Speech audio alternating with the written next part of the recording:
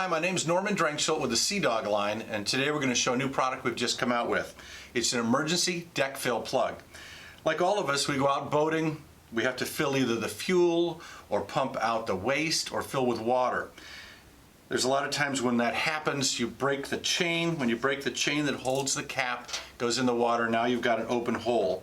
When it's fuel and you've just filled your tank and you're putting a rag in there, as we all know, there's a thing when this wicks called a Molotov cocktail, which is very bad on your boat.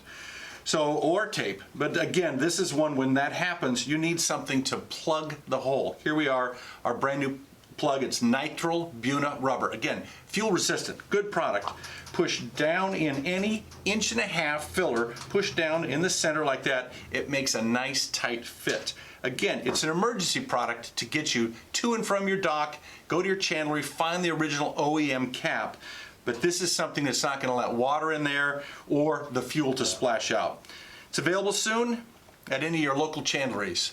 Again, thanks for watching. Safe boating out there.